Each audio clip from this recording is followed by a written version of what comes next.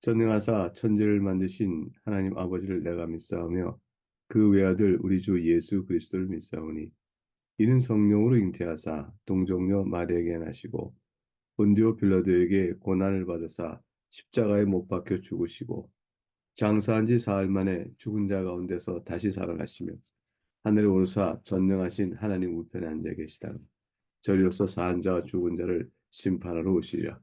성령을 믿사오며 거룩한 공예와 성도가 서로 교통하는 것과 죄를 사하여 주시는 것과 몸이 다시 사는 것과 영원히 사는 것을 믿사옵나이다. 아멘.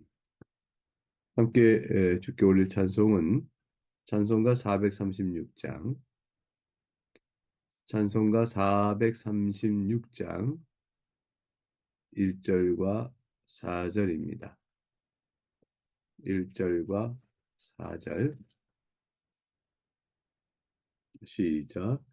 나 이제 주님의 새 생명 얻은 목 옛것은 지나고 새 사람이로다.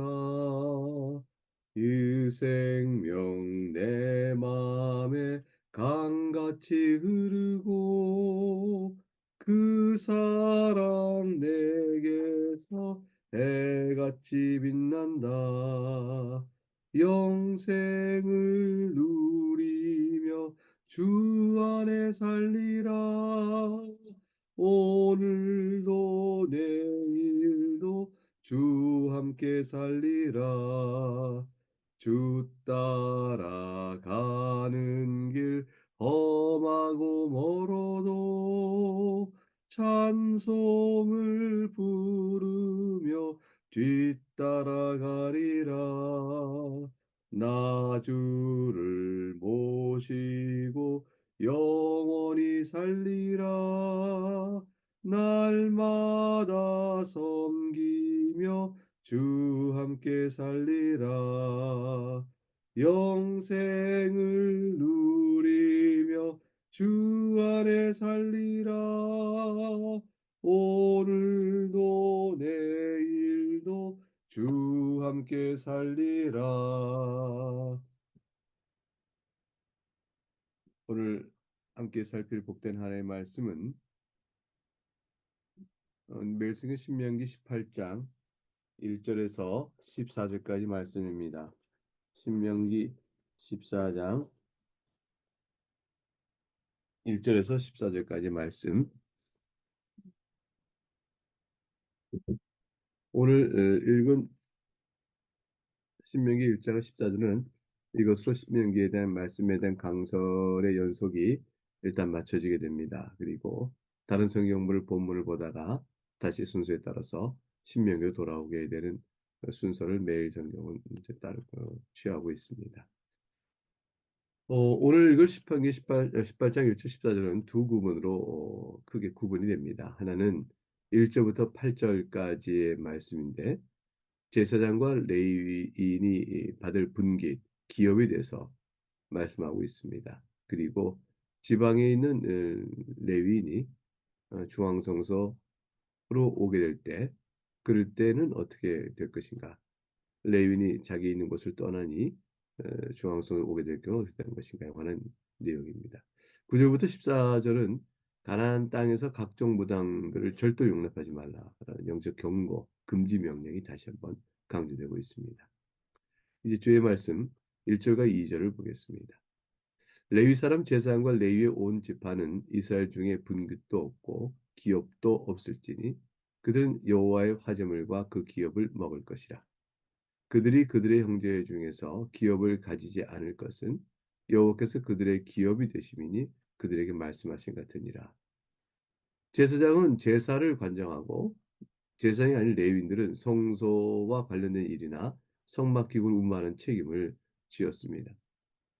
이 레위 사람들에게는 하나님께서 가나안 땅의 땅을 분깃으로 나누어 주지 아니하고 따라서 그들은 그것을 유업으로 받아 자손 대대로 물려줄 땅이 없었습니다.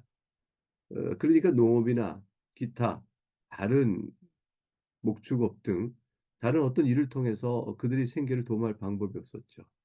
바닷가 겉에 있는 지파는 없다 할 수 있겠지만 레위 지파 사람들은 근본적으로 제사장은 레위 지파 사람입니다. 그들은 그렇게 생업을 도모할 기초적인 어, 땅을 분배받지 못했습니다. 그러면 그들은 오로지 여러 생활에 필요한 산업에 종사하지 아니하고 하나님을 섬기는 일에 특별히 하나님께서 구분하여 줬던 것입니다. 그 제사장과 기타 레위인 이들은 그러면 어떻게 살아갈 수 있을까요? 그것은 하나님께서 그들의 기업이 되심으로 살아가게 되어집니다. 2절이 그렇게 말하고 있죠. 여호와께서 그들의 기업이 되심이니 그러면 하나님께 그들의 기업이 되어준다라는 것을 위해서 그들이 살아가는 방도는 구체적으로 무엇입니까? 그것은 이들의 생활을 다른 지파의 백성들이 하나님께 드리는 제사의 제물 가운데 11조를 따로 구분해서 제사 제물 가운데 일부는 제사장들이 취하고 레위파 전체에게는 어, 온 이스라엘 백성이 11조를 드리는 것으로 저들이 생활을 할 수 있도록 하셨습니다. 그러므로 저들은 온전히 전념하여 하나님을 섬기는 일, 제사와 관련 일, 성막을 관리하는 일, 또 성전을 관리하는 일 등에 그들이 또 하나님께서 명하신 기타 여러 종교적 의무를 행하는 일에 전념하도록 하나님 하신 것이죠. 3절에 보니까 제사장이 이제 특별히 레위인 가운데서도 제사장들이 받을 몫에 대해 설명합니다. 주의 말씀을 읽겠습니다. 제사장이 백성에게 받을 몫은 이러하니 곧 그 드리는 제물의 소나 양이나 그 앞다리와 두 벌과 위라 이것을 제사장이 줄 것이요. 제사장은 레위 지파가 받고 있는 11조 외에 백성들이 하나님께 드리는 제물 가운데서 소나 양의 앞다리와 두 볼과 위를 또한 받을 수 있었습니다.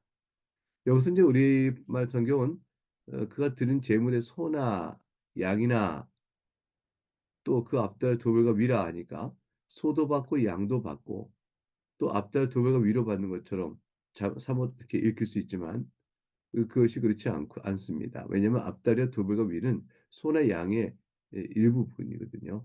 그러니까 소든지 양이든지 제물로 바칠 때 그 소의 앞다리와 두 볼이나 위 그걸 받을 것이요. 또 양이라 할지라도 앞다리와 두 볼과 위를 받으라. 이렇게 뜻이 되어집니다.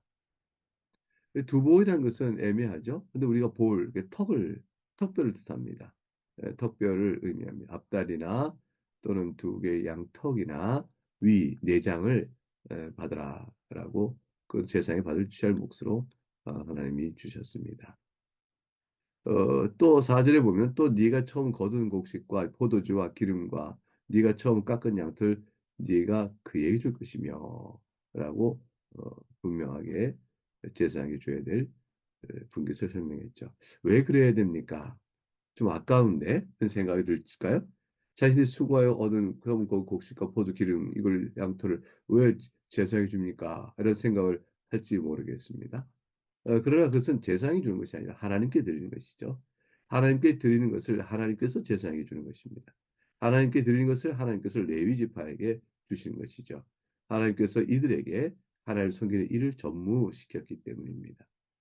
5절 이는 그래서 그걸 설명하기를 이는 내 하나님 여호와께서 내 모든 지파 중에서 그를 택하여 내시고 그와 그의 자손에게 항상 여호와의 이름으로 서서 섬기게 하셨음이니라. 이 하나님의 말씀인 것입니다. 하나님께서 레위 지파를 모든 지파 중에서 택하여 내시고 그의 자손들에게 항상 이스라엘 온 백성을 대신하여 또한 대표하여 여호와의 이름으로 여호와께서 명하신 명령과 그 권위에 따라 여호와를 섬기도록 하셨기 때문입니다. 하나님을 섬기는 일에는 이와 같이 전념하여 해야 될 일정한 수고 또 노력이 필요합니다. 그와 같으면 지금은 성소를 관리하고 제사에 관련한 일을 특정하게 말했습니다. 성소 또 성전은 거룩한 하나님이 자신의 이름을 두신 곳이기 때문에 세상의 다른 것과 특별히 구별되는 것이었고, 그 다음에 제사를 지낸 일 또한 하나님이 정하신 율법 제사의 규례에 따라 하나님이 정하신 자가 그것을 정하신 장소에서 하도록 하셨습니다. 그리고 거룩한 뜻을 나타내셨죠. 일반 것과 구별되어지는 특별한 의미를 부어 주셨습니다. 그리고 저들은 하나님의 법도와 명령이 무엇인가를 또한 백성들에게 또 알려주고 그 귀를 잡는 일도 해야 했던 것입니다. 법도와 율법에 어긋난 일이 있을 때 그들은 저들의 제사에 대하여 하나님께서 책망하시고 그런 일들을 또한 저들은 해야 했던 것이었죠. 이와 같이 하나님을 거룩히 섬기는 일의 특별성의 성격은 다른 세상의 일들을 분주히하면서 행하기가 어려운 일이었습니다. 하나님께서는 그 일을 다른 것과 분리되는 의미에서의 거룩이요, 또 그 일에 전무해야 될 그러한 일의 성격을 가지고 하나님께서 분리하여 그들에게 맡기셨습니다. 오늘날도 교육자들이 주의 몸된 교회에 말씀을 맡은 자요, 기타 교회를 위한 여러 가지 봉사의 의무를 특별히 자신에게 주어진 일을 행하게 되어집니다.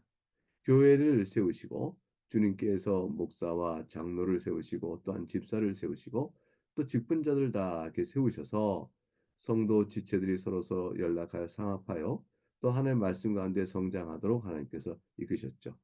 교회를 세워가시는 원리 속에 조직과 질서가 있는 것입니다. 그 일을 해 나가는 교육자들에게 자신이 행하는 일의 특별성에 전무하여 그 일들을 감당하도록 하나님께서 교회 속에서 맡기신 것입니다. 그 일 자체가 세상에 살아가는 일에 비하여 구별성, 특별성 한다는 것은 교회 안에서는 영적 양식에 대한 일을 완장하고 있다는 의미에서의 구별성입니다. 모든 일들이 다 하나님 앞에서 행하는 일이라 복된 것이며 거룩함이 귀한 것입니다. 거기에 더하여 특별히 하나님의 말씀을 맡은 자로 그 말씀을 전하는 일은 영적 생명을 이끌어가는 일에 책임지는 일이기 때문에 또 특별성을 갖는다, 구별성을 갖는다라고 봐야 될 것입니다. 오늘날 이 일에 마음을 두고 행하는 이들이 소명을 받아 나오는 이들이 적은 이때에 하나님께서 알곡 같은 이들을 또 추려내어 그분 자신의 예수 그리스도의 교회를 또 이루고 세워가신 일에 주의 선한 뜻 가운데 이루실 걸 믿고 어려운 시기에 우리가 더욱더 주 앞에 힘써 하나님의 말씀 같은 정을 세우는 일에 우리가 기도하며 주의 선한 뜻을 보도록 해야 할 것입니다. 그렇지 아니하면 교회가 약해지고 교회가 흔들려지고 다음 세대 교회를 지켜야 할 일에 그만큼 인간적인 생각 속에서는 약해지기 마련이죠.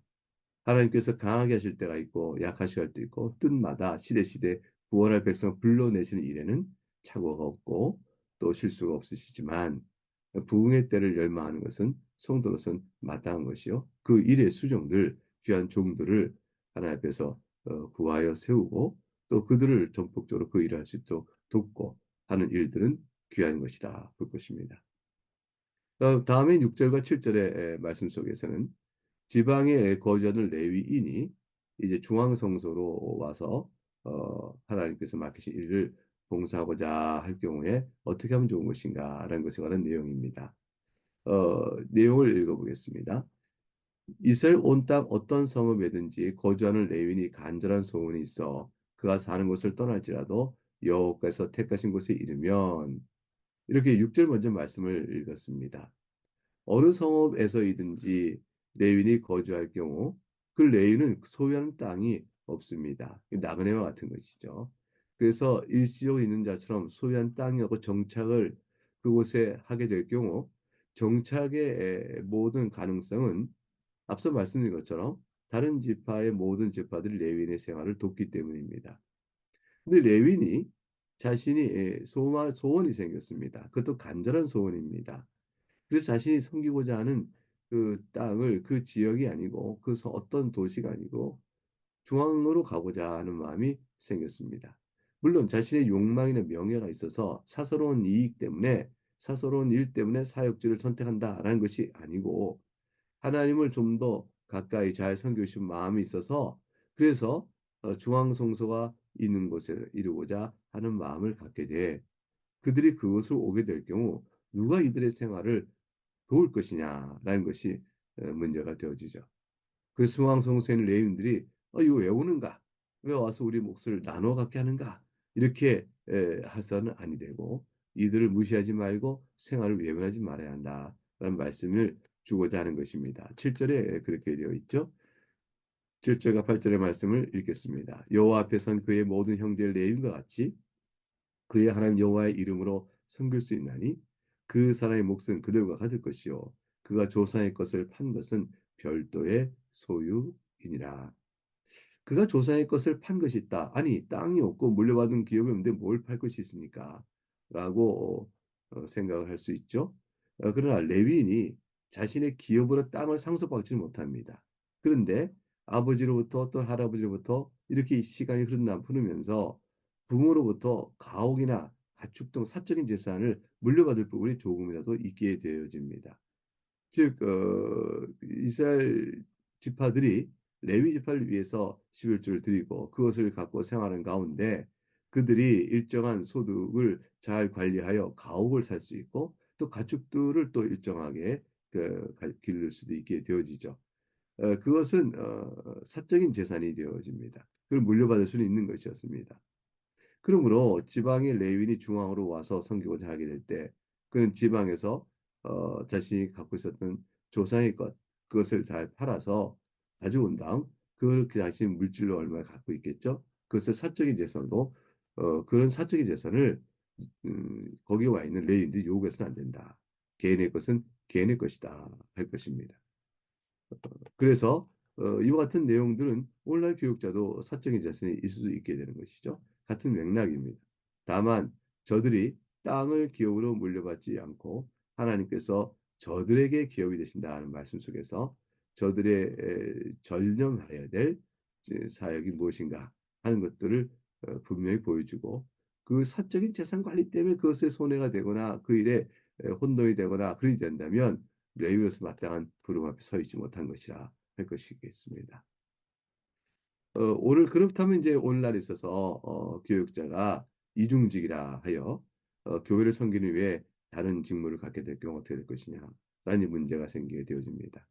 그것은 결국 이렇게 봐야 되는 것이죠. 레위인이 생활할 수 있도록 온 지파가 그들의 생활을 도와주면서 하나님의 말씀에 전무할 수 있도록 하나님께서 기업이 되는 일이 되는 원리와 마찬가지로 오늘날에서도 자신의 생업을 교회로부터 지원받는 것은 마땅하니라 할 것입니다.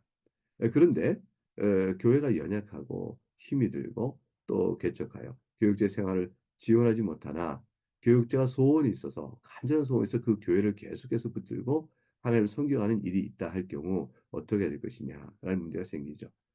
그럴 때는 그 일을 위하여 그 일에 전념한 일에 회방되지 않는 범위 내에서의 일정한 노동을 통해서 자신의 생활을 보완해가며 그 일을 버텨가는 일들은 마치 자비량 선교와 같다라고 보는 부분이 있게 되어집니다.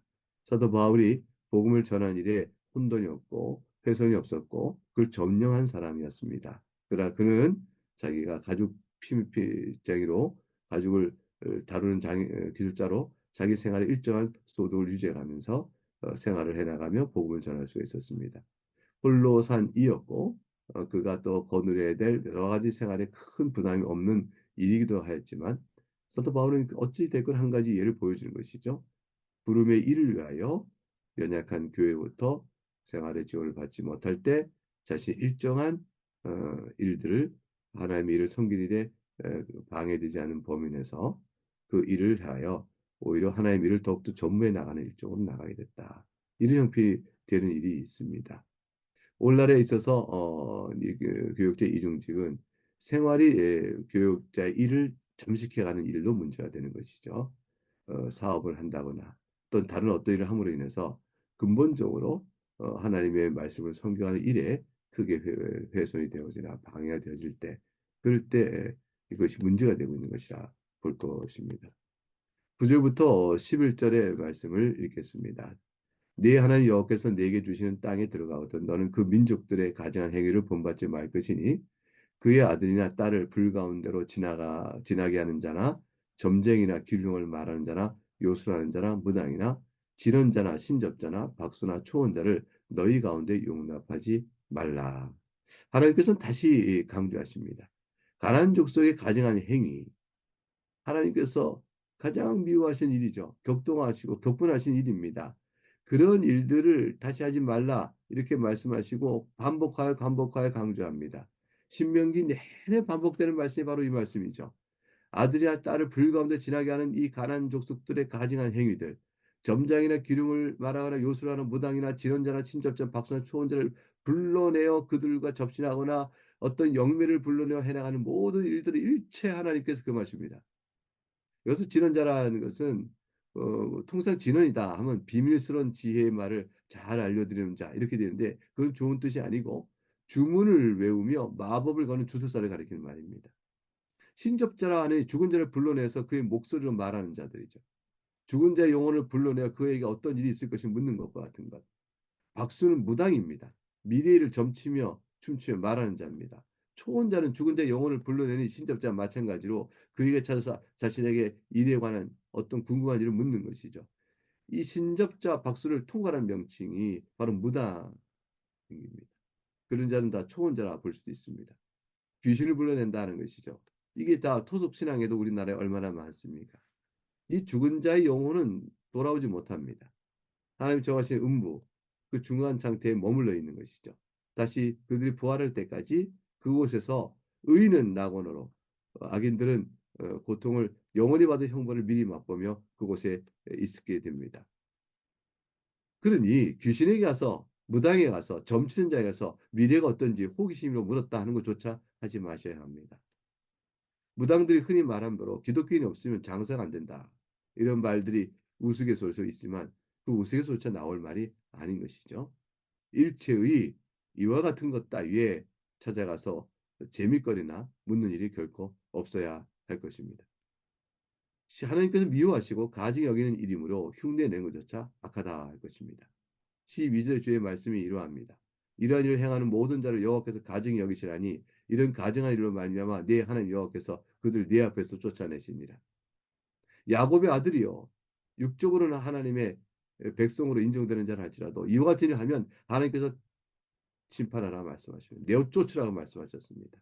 이방인과 같이 여기라 하셨습니다. 하나님께서는 이 부분에서 단호하십니다. 하나님만이 참 하나님이시며 다른 모든 것들은 피조물을 신호 섬기는 악한 것과 다를 바가 없습니다. 이 모든 일에서 너희는 끊어내라 말씀하셨습니다. 이에 타협이 없고 여지가 없습니다.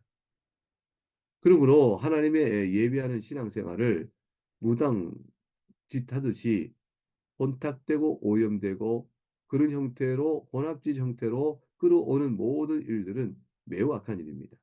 종교다운주의 형태를 인정하면서 혼합주의 종교 양태를 교회 에 끌어온 자들이 있습니다. 이런 일들은 절대적인 악입니다. 하나님의 말씀으로 척결할 것이며 하나님의 말씀과 성령의 진리에 따라서 예배하는 순수성으로 더욱더 회복돼 나가야 할 것입니다. 이 땅에 완전한 교회는 없지만 말씀 앞에 진실한 예배 외에 다른 어떤 것도 허락되지 않도록 주의할 것이며 이들을 섬기는 기복신앙과 모든 악한 혼합적인 신앙의 양태들이 신은 하나님을 부르지만 슬며시 들어오는 그런 형태의 왜곡도 우리는 주의하여 경계해야 할 것입니다. 이제 13절과 14절 주의 오늘 본문의 마지막 말씀입니다. 너는 네 하나님 여호와 앞에서 완전하라. 네가 쫓아낼 이 민족들은 기륭을 말하는 자라 점쟁의 말을 듣거니와 내게는 네 하나님 여호와께서 이런 일을 용납하지 아니하시니라. 이스라엘에게는 이런 일을 하나님께서 용납하지 않으셨습니다. 우리 그 예수 그리스도의 교회에는 이런 일을 허락하지 아니하셨습니다. 완전하라 하셨습니다. 이 반복된 말씀을 주신 것은 계속해서 우리가 그만큼 유혹에 약하기 때문입니다. 결국 이스라엘이 어떻게 되었죠? 가나안 우상을 섬기고 우상 숭배와 거짓 선지를 따르는 일을 그대로 받아들이게 되고 오염되어짐으로 인해서 하나님의 진노를 사서 결국 북왕도 망하고 남쪽 유다도 망해버립니다.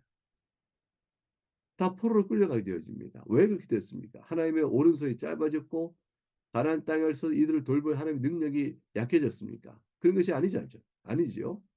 그들이 하나님의 말씀을 지혜가 신명기에 주고 있는 말씀을 귀담아두어 청종하여 듣지 아니하고 가나안 우상을 섬기고 우상 숭배와 거짓 선지를 따라서 저들을 따라 섬기다가 결국 하나님의 심판을 받아 그리 되어진 것입니다. 이와 같은 이스라엘 성경이 보듯이 우리 성경이 동일할진데 그것을 아시는 하나님께서 네, 하나님 여 앞에서 완전하고 말씀하고 주십니다. 이 일에 완전해야 합니다. 우리는 완벽할 수 없습니다. 그러나 하나님의 말씀 순종한 일에 힘을 다하는 일적으로 나아가야 하는 것입니다. 우리는 이러이러 흠이 없는가 살피면서 하나님의 명령 앞에 엎드려야 합니다. 우리는 이런 일에 완전하지 못하므로 그렇다면 우리는 진노를 받아 멸망할 자인가? 이런 일에 완벽한 자는 없으나 우리에게는 예수 그리스도의 온전하신 우리의 온전하신 중보자이신 예수 그리스도께서 계십니다. 주님의 의를 우리가 덧입습니다. 이 은혜를 입은 우리에게 하나님께서 이제 하나님의 전신갑주를 입고 하나님과 동행하며 그분의 거룩함을 닮아가며 주의 말씀 앞에 들어 우리 안에 어떠한 영적 혼란과 혼잡과 이단과 이런 것들이 스며들지 않도록 경계하라 하고 말씀하시므로 하나님의 말씀의 기준이 성성이 서야 하도록 노력을 해야 하는 것입니다. 그리고 그렇지 못한 부분이 있으면 갱신해야 되는 것입니다. 하나님께서 일깨주시면 돌이켜 듣고 회개해야 되는 것입니다. 이와 같은 악은 결코 용납지 않도록 해야 하는 것이죠. 이것은 교회가 해야 될 마땅한 책무요. 이 일에 교역자는 말씀을 맡은 자로서 목사가 마땅히 해야 될 것이며 장로님과 더불어 당회 안에서 이 부분에 교회 안에 허물이 없는가 살피는 일들을 부지런히 해야 하는 것입니다. 신약성의 예배서 6장 11절과 17절은 이 일은 교회 직분자뿐 아니라 모든 성도가 또한 감당해야 될 일임을 교훈을 이렇게 주셨습니다. 예배소 6장 11절과 10절 말씀을 하나님 앞에 여러분 앞에 공독하겠습니다. 마귀의 괴계를 능히 대적하기 위하여 하나님의 전신갑주를 입으라. 우리의 씨름은 혈과 육에 대한 것이 아니요 정사와 권세와 이 어둠의 세상 주관자들과 하늘에 있는 악의 영들에게 대함이라. 그러므로 하나님의 전신갑주를 취하라. 이는 악한 날에 너희가 능히 대적하고 모든 일을 행한 후에 서기 위함이라. 그런즉 서서 진리로 너희 허리띠를 띠고 의의 흉배를 붙이고 평안의 복음에 예비한 것을 신을 신고 모든 것 위에 믿음의 방패를 가지고 이로써 능히 악한 자의 모든 화전을 소멸하고 구원의 투구와 성령의 검 곧 하나의 말씀을 가지라. 사도 바울을 통해서 하나님께서 교회 주시는 교훈이요. 모든 교역자, 말씀 맡은 자와 모든 성도가 말씀을 듣는 모든 성도가 한 가지로 마음에 초점을 둬야 될 귀한 교훈의 말씀입니다. 기도하겠습니다. 하나님 아버지, 말씀의 전신갑주를 입고 의의 방패를 들고 또 평안의 복음을 또 신으로 신고 진리로 허리띠를 띠며 주 앞에 서서 모든 악한 무리들을 악한 영과 거짓된 것을 물리치고 하나님의 말씀의 교회를 순전하게 세워가는 일에 저희가 말씀을 맡은 가르치는 자나 듣는 자나 모두가 하나가 되어져서 나아가는 귀한 교회가 되도록 나그네를 를 지켜주시고 우리가 이러한 일에 신앙의 기쁨을 얻고 나아가도록 주여 도와 주옵소서. 오늘 사랑하는 교우들이 또한 힘써 기도하며 하루를 감당할 살 터인데 영육간에 살피시고 연약한 자에게 위로와 힘을 더해 주옵소서. 청소년부 수련회가 오늘까지 진행 중입니다. 어제 이어 오늘까지 이어진 과정에 있는 그 수련을 통해서 아이들이 영적으로 성장하며 서로 친교 도움해가는 복된 일이 있게 하여 주시옵소서.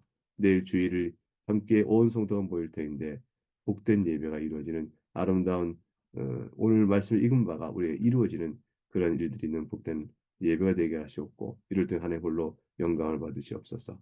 감사하고 예수 그리스도 이름으로 기도하옵나이다. 아멘. 주님 같은 기도로 함께 주께 올리겠습니다. 하늘에 계신 우리 아버지 이름이 거룩히 여김을 받으시오며 나라가 임하시오며 뜻이 하늘에서 이루어진 것 같이 땅에서 이루어지이다. 오늘 우리에게 일용할 양식을 주시옵고 우리가 우리에게 죄 전자를 사하여 준 것 같이 우리 죄를 사하여 주시옵고 우리를 시험에 들게 하지 마시옵고 다만 악에서 구하시옵소서.